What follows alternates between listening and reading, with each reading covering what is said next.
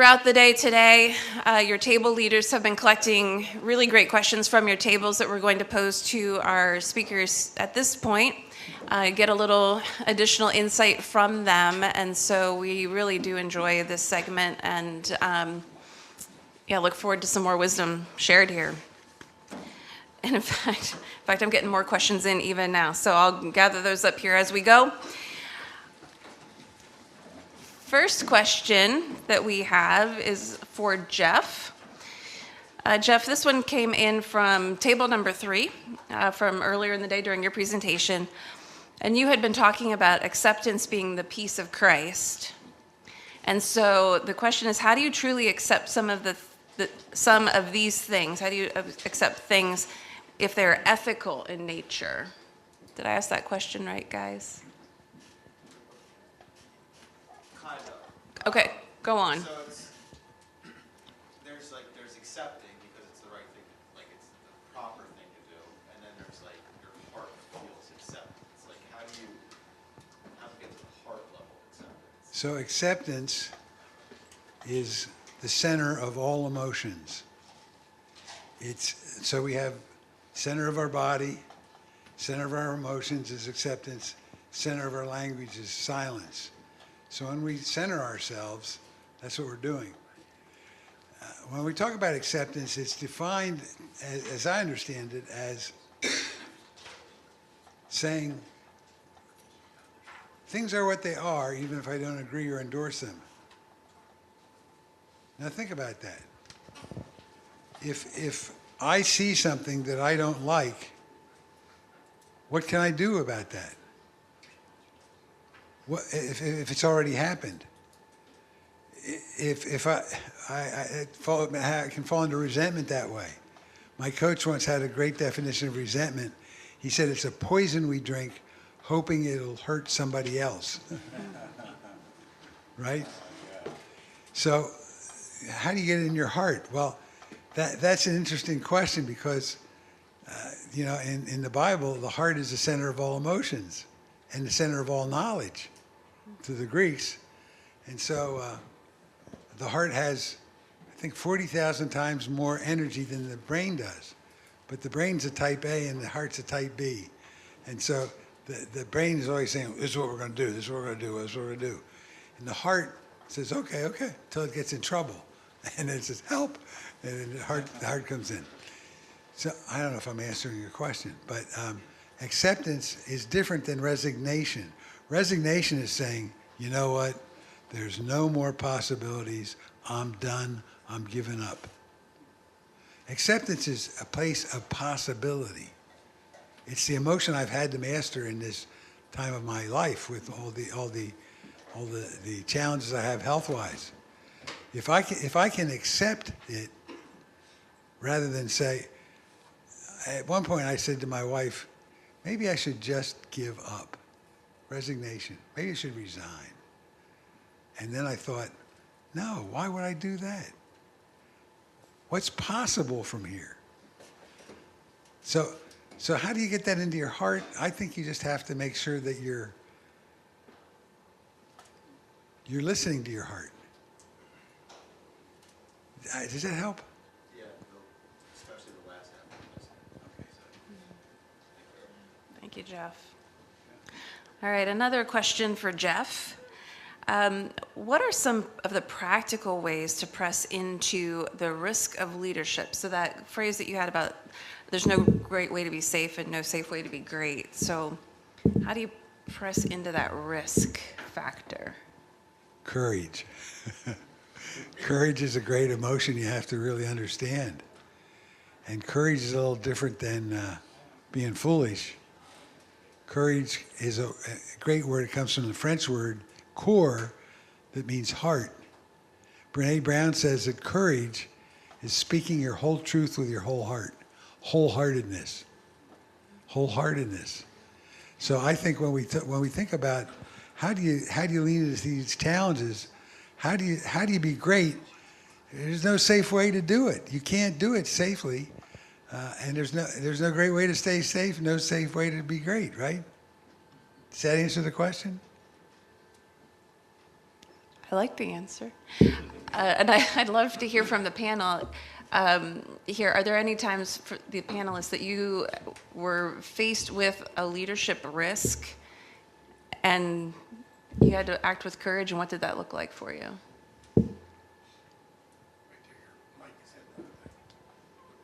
Sorry. Okay. I get myself in predicaments quite often. And one of the predicaments I get in is when a good person is in a wrong seat, especially in a church. So it takes courage to help people to understand if the senior leader needs to be moved on or moved into a different position. And you get into uncomfortable conversations. And then you get on people taking sides, and the next thing you know, are you going to stick with what is right and be courageous, or are you going to bow to the likes of what man or woman want? And so I find myself then saying, God, I don't know how to do this.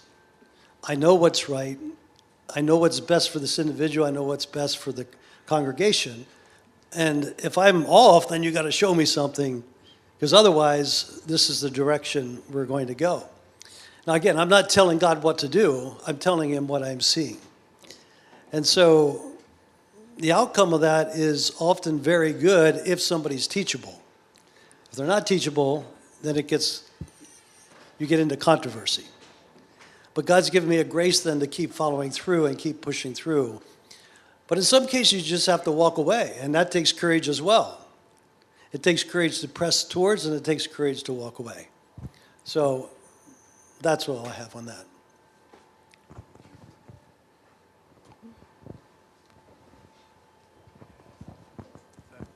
For me, a situation like that invites me to go back to the basics of what Jesus said right after Peter said, "You're the Christ," and basically be willing to die to myself, which, by the way, I think is virtually an impossibility if first God doesn't give us a revelation as to resurrection. And I think the reason why Peter denied Christ was not lack of fear. I think it was because he was confused, because he was willing to die. I mean, he swiped the guy's ear off. But what Peter could not grasp is that there was a resurrection. If you believe if you have a revelation from God that such a thing as resurrection exists, then you can have the courage to go ahead and die. What was your question? How have you experienced that courage in leadership risk? I think I want to share a time I didn't. I was a young leader in charge of the company, and our chairman of the corporation I worked for was indicted and went to jail. And the whole corporation collapsed, and 108 people who I brought in from all over the country, I had to lay off. And I felt it was my fault. And I carried that weight for years until I realized one day everybody ended up at a different job. I thought they were all going to end up at the Water Street Mission, right? That was what my vision was. All these people who were thriving were going to go nowhere. And that was an important lesson I learned as a leader. So what was my takeaway? At some point, everybody leaves your company, including you. All right, next question. This one is for Merv. All right, so, wait, let me find Merv's question, sorry. All right, so Merv, you were talking about that Wisely Choose tool. I think, was that in your talk? Okay, so if the other party is not ready to collaborate or willing to collaborate, which of the other conflict responses do you turn to? Well, my son said, "Dad, do you know that if you choose to collaborate, but the other person doesn't, you're simply accommodating regardless of what you want to call it?" And my son was wiser than I in that case, because that's true. And then there simply needs to be a recognition at some point that Well, this is terrible. You don't throw pearls before the swine? I don't mean that nasty, but there is a point where you just say, this is not healthy engagement, and there is a need to not just keep insisting and pushing on something that just isn't working. Don't want to push a rope. May I speak to that? Go ahead. So I was talking with Merv after, this is something I've done a lot of work on, this conflict. And to me, the thing about conflict is simply when what I care about is different than what you care about. And most conflicts happen, I think, because the other thing that Merv said in his talk, the style we use is equal to the skill we have plus the situation we're in. The skill we have plus the situation we're in. So if we have the skill to use all the five different conflict styles, then we have a lot of flexibility. But we all have a default. And in Lancaster and Lebanon County, our default is accommodate or avoid. Right? Right? We either say, conflict's a bad thing, I'm not going to get into conflict, or we accommodate. We say, it's not that bad. We end up saying to ourselves, I'm willing to give up what I care about so that you can win. It's called being a parent or a husband, right? Elizabeth, your comment, please. Or a wife. Oh, you guys. All right, let's see here. Changing gears a little bit. Rob, tell us an example of when you combined both natural and spiritual decision-making. Wow, which one? Because, I'm always defaulted historically to the natural because that's what I knew. But when I learned that I could be a better decision maker by saying, okay, God, this is what I see, how do you see it? Then I was able to move forward. And so that happened the entire time of writing my book. So, when you start to get an idea from God, you get a vision from God, you don't always know what to do. So you're in that predicament of that tension, and so you're trying to write, and then you're writing something, and then it doesn't seem to fit, and then you present it to God, and God says, yeah, that's what I want. Well, yeah, but it doesn't feel right.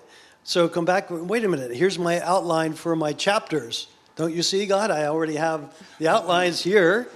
So I'm in the natural, and then I'm coming back, and by the end of the book, I deleted one chapter and had wrote another chapter that I didn't know I was writing for the book, which ended up being in the book. So I was back and forth that entire time between the natural column and the right column.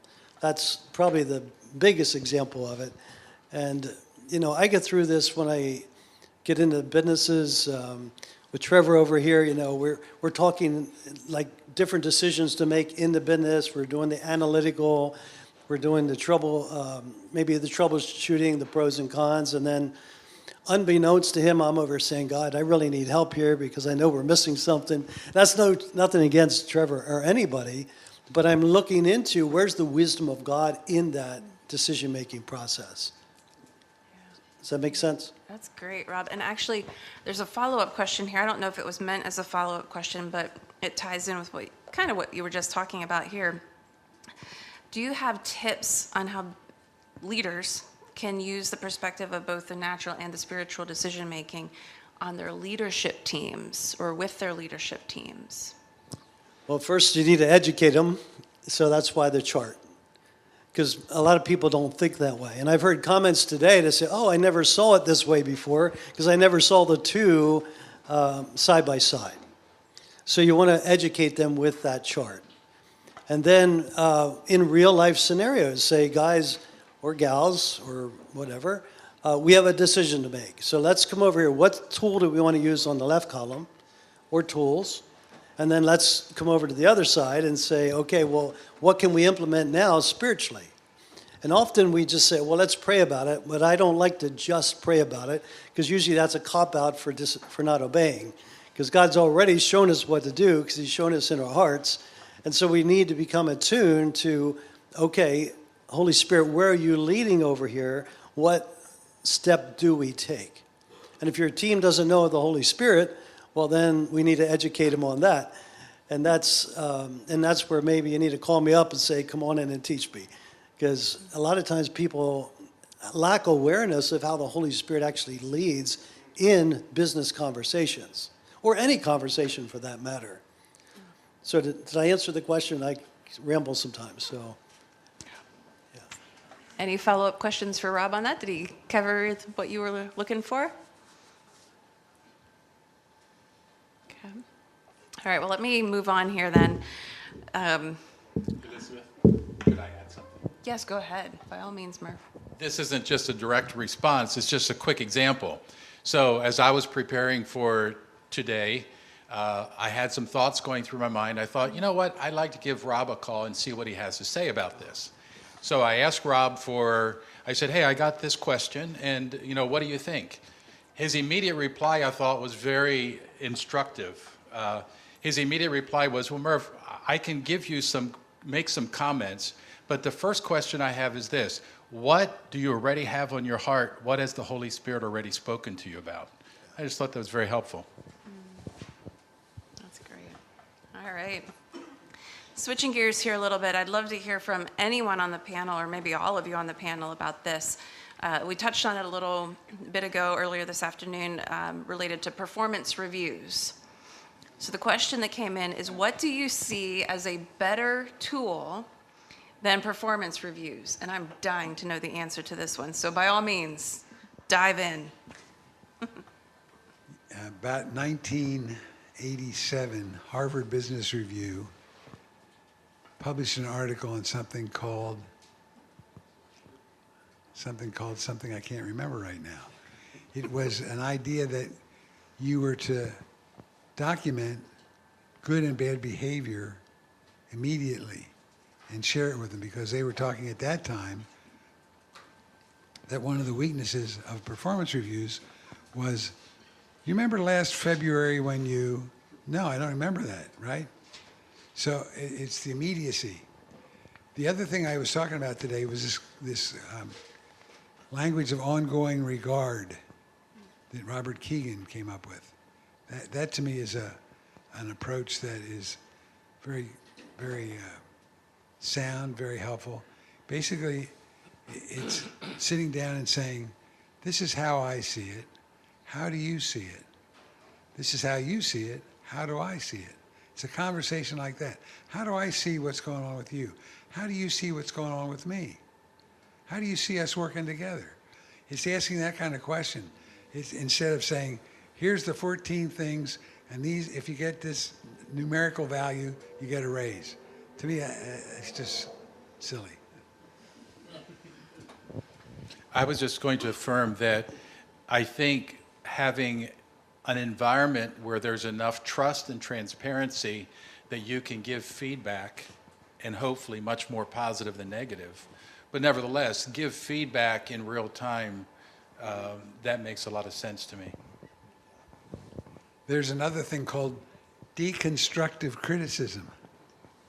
How's that for a term? You know what constructive criticism is, right? You know what destructive criticism is. You probably had some of that.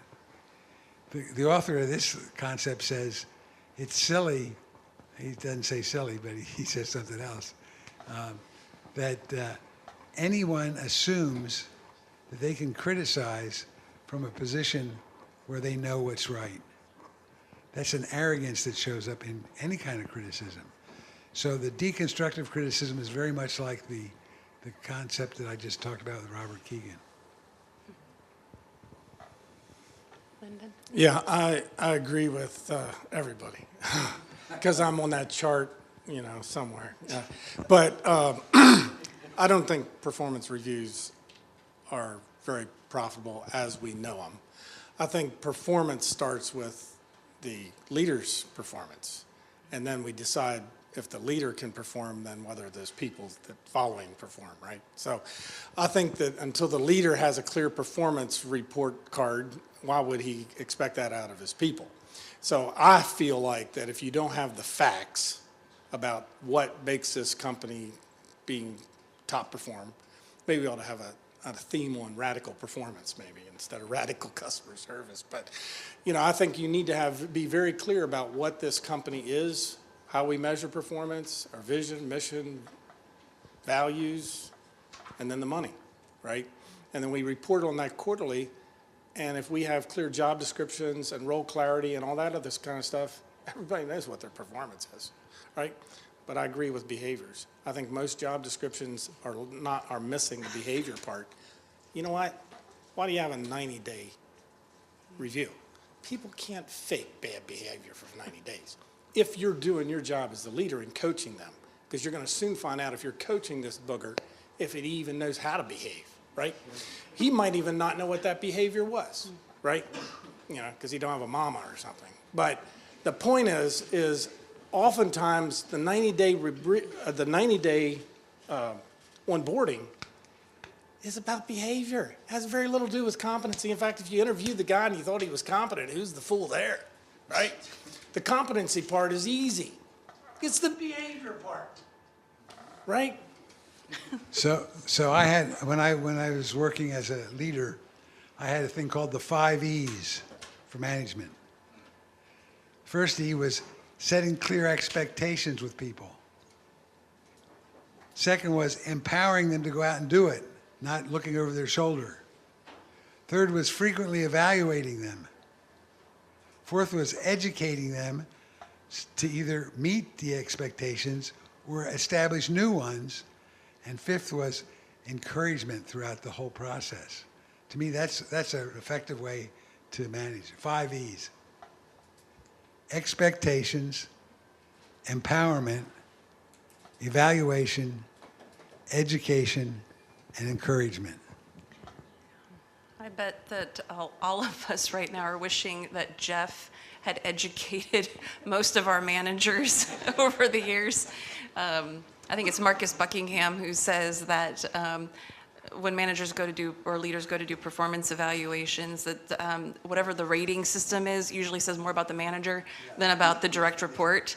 And I carried that with me over the years as somebody who had to write performance evaluations for my team, and I never enjoyed doing it. It's hard, right? You want to be fair and helpful, and it's hard. So, go ahead, Merv. Speaking as someone who was asked by some very close friends who are pastoral leaders in a church to be involved in the pastors are saying, evaluate us. And I'm going, oh. But anyway, here's a little conviction I have. I'm not too optimistic that performance reviews are going to go by the wayside. So in light of that possible reality, I would say this.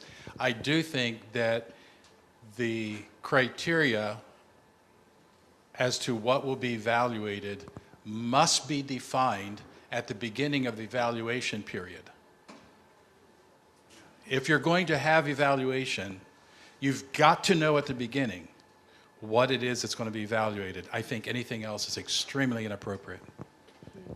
At my church, when I was a young member of the church, I was on the leadership team, and they were talking about evaluating the pastor.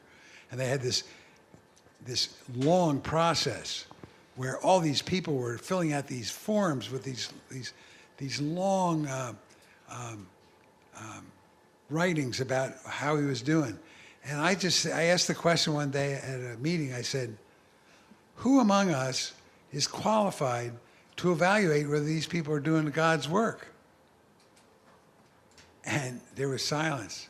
We haven't had one since. So it is possible, Merv.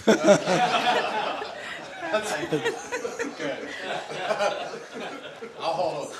Yeah, that was he who's without sin, right? Cast the first evaluation, right? Well, I agree with what you said. So I think we need to reframe it and rename it. I think we should have growth reviews. How are we growing? How are you growing? How can I help you grow?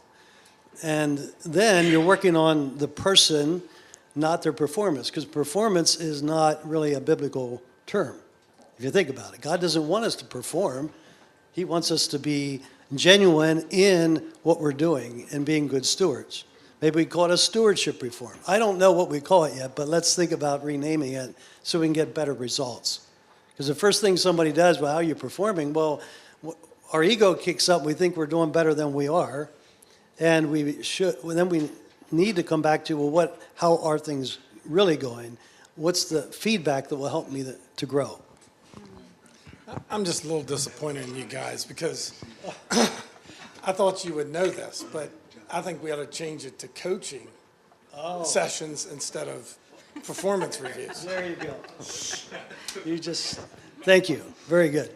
I love how much this question brought out of this group. This is great. Oh my, well, okay, so speaking of growth, Jeff had talked about the leadership wheel. And so one of the questions that came through was, what is the best way to use that leadership wheel for personal growth as leaders?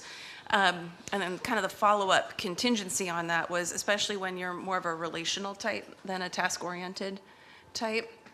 And so any of the leaders here can answer that, but maybe we start with Jeff. So the Leadership Circle Profile is a tool that you use to evaluate where you stand in each of those categories. Because you're going to have something in each one of those, each one of the outer parts of the circle, not the inner, the outer. So it's interesting to take that. For the first time when I took it, I was shocked that I was arrogant. Arrogant. I was arrogant. And then I thought about it. I was arrogant. I did think I knew everything. I was that way. And so that self-awareness allowed me to begin to shift. So the way we use it, you can take it you could take it today if you wanted to, no cost.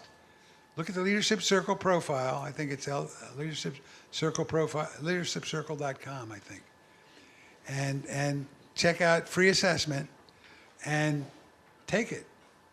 Now, it's not going to be accurate because it's how you see it.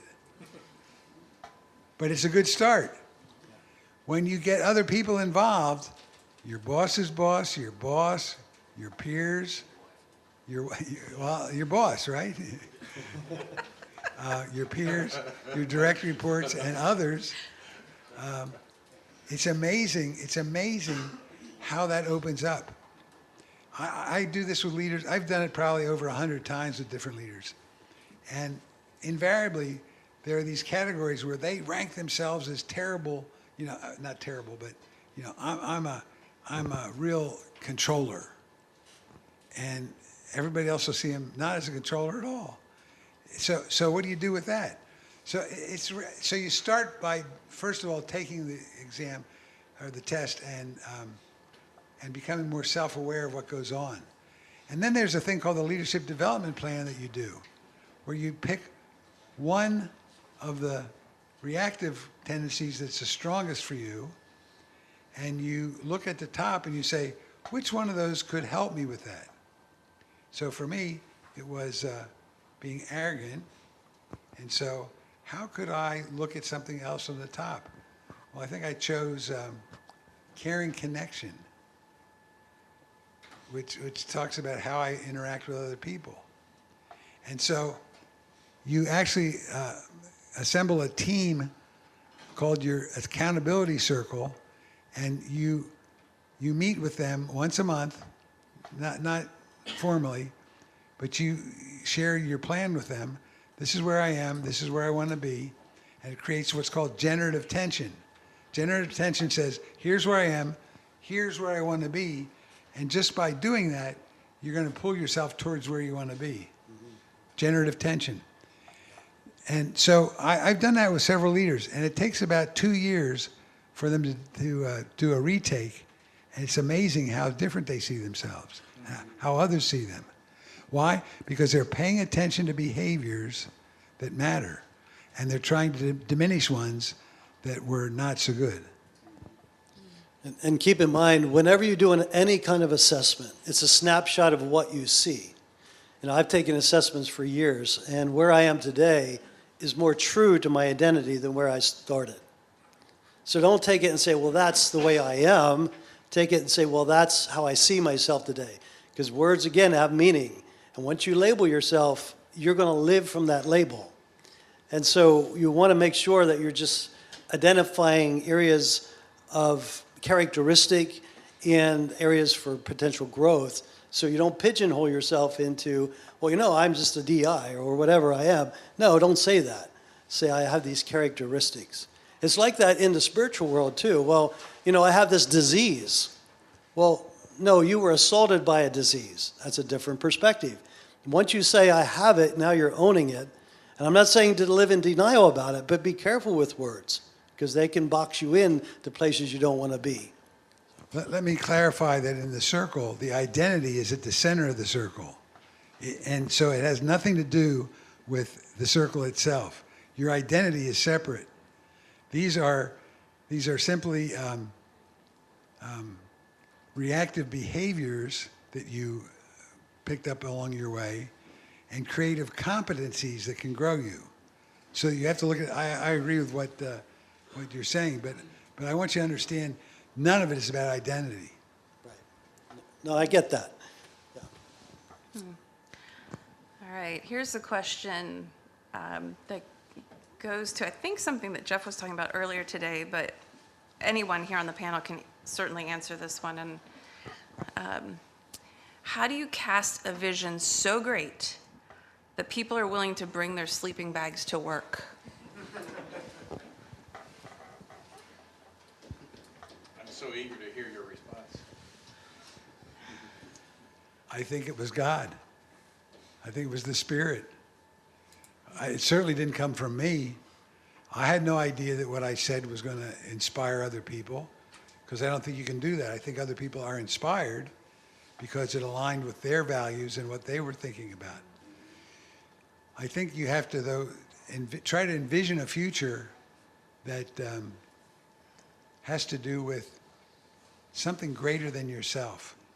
And it can't be about money, profit, power, authority. It has to be about people. It has to be about people. People and God's love for them. Yeah, I've helped, quite a few people write their vision statement. But I think a vision is something we see. And the reason why you are a leader is because you see something other people don't. So if you can write an invitation to people to join you in something that you want that they want to see too, I think that's a good vision statement. So, I see a community changed, blah, blah, blah. The other thing I think a good vision statement has nothing to do with what you do as far as the product, but it's how you do it. So, does that make sense? Oftentimes the product is never in your vision statement. Your product is in your mission statement. So I see your values. I actually think we put it in wrong order as far as oftentimes the way we ring, in a way it is, in a way it's not. But I think your values anchor you as a person. It anchors you in every way. Then out of your values comes your vision. That's why you have this vision, because of your values. And then your mission is how you're going to execute on your values. So you get your vision. Lyndon, I had a number of people in my faith community who would approach me and they would say, Jeff, we want you to come and help us do vision, mission, and values. I said, it's already done. Yeah. I said, what do you mean? Well, what's the vision? I said, well, God's vision is to bring all things under the headship of Jesus Christ. That's the vision. Well, what about the mission? I said, the mission is go into all the world and preach the gospel, teaching and baptizing, right? Well, what about the values? Love. Love God, love other people the way you love yourself. That's it. That's the vision, mission, values of the church. It's laid out for us. I think we do ourselves a disservice by trying to say, well, our vision's a little different. I think that's why denominations get into these interesting conversations, right? What's our vision for our denomination? Well, is it to bring all things under the headship of Jesus Christ? Is it about being together and having unity, or is it about separateness? I mean, Yeah, that's the way I see it. So I'll push back on you on one aspect of that. And I don't think our church has all the tools to deliver everything for all people. What I really think our church has is something very special to contribute to the larger picture of the church. So I believe every church needs to get very specific about what they do well. All right. So one thing we do at our church is we do something very specifically every month. And if we don't have a vision statement, that is actually part of it because we're already doing it, right? That's kind of what you're saying too. No, I'm saying, are those things in support of bringing all things under the headship of Jesus Christ, going into the world and making disciples? And So the Great Commission. And love, All right, the so Great Commandment. Yep. So the Great Commission, so we have every Sunday, we have what we call Mission Sunday, okay, every month. So the first week of the month, we have what we call Mission Sunday. So everybody in our church, guess what? That's our favorite Sunday is Mission Sunday, right? So we have to be, anything you're going to be intentional with is part of what is speaking to your values. So, but I don't know that we're that great at marriage counseling because some of our marriages at our church are really nuts. No, we're not. We're not to be great at everything, right? What's that? We're not to be great at everything. That's why we're part of the body of Christ. Each one is gifted differently. But see, we want to know if your church is good at marriages because we're gonna offload them. Right? In response to this question, I can say that I feel no particular great level of knowledge as to how to cast vision and in such a way that engages others, except for those times when I experienced God clearly speaking to me, and I responded in full obedience and found out that he was also speaking to other people who joined me. And that's why I was just thinking God was the simple answer. If you never read the book Jim Collins, Good to Great, I'd encourage you to just read that around this topic. I don't know if you know what a BHAG is, or whatever. But yeah, right. So one thing is if that big BHAG, big hairy audacious goal, if it's about you, it's not to me it's of little value. If it's about making a difference in the world, it's something people will get behind, and it's probably one of the biggest things, the saddest things for me walking away from a business was we met our BHAG, and that was the trigger for me to sell my business. And then everybody actually was attracted to the business because of that. So it kind of was really a mixed feeling for me. I think we have time for maybe probably one more question here. So this is a panel of visionary leaders in front of us. There's many visionary leaders here in this room. How do you bring your team along with you? So Linda was talking about the BHAG of the business. How do you cast that vision for your team, bring them forward with you, with that vision that you have that you're casting? I worked with GlaxoSmithKline in Belgium, and I got paid through Belgium. And one day they sent me a check with too many zeros in the end. And they went bonkers. And they called me and they said, Mr. Davis, we have this problem. And they explained. I said, I have no idea what you're talking about. He said, it's fine. Put us on with your finance department. I put the phone down. I said, finance, may I help you? Mr. Davis, is that you?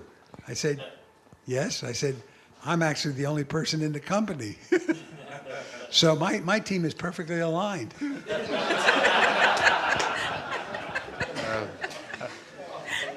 I would say it's fairly simple in one way. Love the people and live the vision. I found that to lead a good team, you got to know who they are and what their vision is as an individual. And maybe their vision isn't compatible or supportive of the vision of the organization. I'd rather help them go out somewhere else and find their way, and then you'll have a good team, because a good person in a wrong spot is always a problem. A bad person's bad all the time. But when you help somebody, like, I see who you are, and this is what you have to offer. This is your skill set. Now, let's take this before God and see what he wants to do with it. Then you'll have something to work with. Rob, I just have one comment that I always react to. Okay. I don't think there are any bad people. Well, I know. I don't think. Yeah. I think there are people who are in the wrong place, who are misunderstood, who don't have fully developed ability to do things or to see things differently. But I think they're good people. I believe everybody comes to work trying to do the best they know how to do. I have 2 rules for my life. Every day I show up and do the best I can. Tomorrow I'll figure out how to do it a little bit better. And that's very good. And I apologize. I believe the same thing. But some people are so self-centered that they can't be on a team no matter where they go. So that's all. But thank you for that clarification. No, I don't. I feel good about it. See, I like when you're a leader, you should be able to hear something and not take offense to it. You should be able to take and say, yeah, let's take a look at that. Yeah, yeah. I love that term, but still don't understand it. But And I do have one more comment about what's the very first question that you asked him? Do you remember? The peace of Had to- Christ. Yeah. Right now, my mind went blank. Acceptance. Acceptance. Here's an analogy. It can be 32 degrees and icy out. You're going to accept it? Or you're going to say, well, I don't like it that way, and it should be this way. And so often we attach meaning to facts. And once you have a meaning on a fact, you can no longer have an honest conversation because now it's about emotion. So you have a fact competing with a meaning. So when you accept it, well, it's 32, it's icy out. I don't particularly like that, but that's what it is. And you do that with anything in life, it frees you up to see more clearly. I think that has to do with our interpretation of every event, our assessments. What I was talking about with Brother Merv here. I was saying that his first tool was about grounding our assessments. Every time we see something, we have an interpretation, right? We see it the way we see it, and we're right. We think the way we see it was right. Instead of saying, you know what, there's a way I can find out about that. And that's to have a conversation with somebody. I can't tell you how many times in a coaching session in a week I say to somebody, how do you know that's true? And they'll say, well, I just know. I'll say, how could you find out for sure? I guess I could talk to the person. I said, well, when are you going to do that, right? Right? This idea of assessments, our interpretations are so powerful because it drives everything about us. Everything about us. It creates our joys, it creates our sadness, it creates our fears, it creates our anxieties. Because it's a way that we take a look and we interpret the world. We have to stop and we have to be able to ground our... A question I always ask, right, Lyndon, is that a grounded assessment? Is that a grounded assessment? If I can, the worst thing we can do is make assessments based on other people's ungrounded assessments. Do you ever see anything like that? Yeah. Been watching anything in politics lately? Ungrounded assessment after ungrounded assessment. Well, how do you know it's true? Well, I saw it on this show. This person told me. I saw it on Facebook. It's ungrounded assessments. How can you know for sure? That's the question. How can you know for sure? Ground your assessments. And I have one more here from Merv. I have a working assumption that it took 2 men to replace you, so you must be really special. This is true. She's making the 2 pastors. Yes. That's a grounded assessment then. Yeah. We are at the end of our time for this segment. And so before I turn it, though, over to Lyndon for our final segment of the day, I just want to reiterate that the Clarity Factor's key values are astonishing collaboration, radical generosity, and kingdom impact. And so one of my favorite parts of the day is the astonishing collaboration, which you all saw during this segment. These guys bantering back and forth and giving good wisdom and good insight to all of us here. and doing it from such a place of respect and camaraderie and brotherhood. That fills me up. And one of my favorite parts is actually standing in the back of the room for most of the day and just watching all of you do the same thing with each other. That fellowship and that giving to each other is really precious. And so thank you all for doing that today with us. And go ahead, Jeff, please. In my lifetime, I have done a lot of events. I've spoken all over the world. And I want to tell you that, first of all, this event today is so much superior to the first one I spoke at. I don't know if any was at the first one I was at, but I think today's event was so much better, so much more organized, so much smoother, so much. Why? Well, because we're further down the learning path. We're not beginners anymore. We're competent. Maybe we're getting close to experts. And I think part of the reason is because of this person next to me on the right. I think we owe her applause.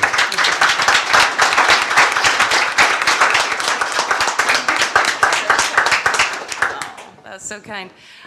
Radical generosity is one of our other values, and so we just thank you all for everything that you have done today to be radically generous towards ministry and ministering to each other, and also giving towards ministry as we have allowed it today for the greater kingdom impact that we're all looking towards. So thank you for that. I'm going to turn it over to Lyndon here, but I'm also going to thank all of our speakers for this fantastic panel discussion. If you'll just give them another round of applause, because they have been amazing.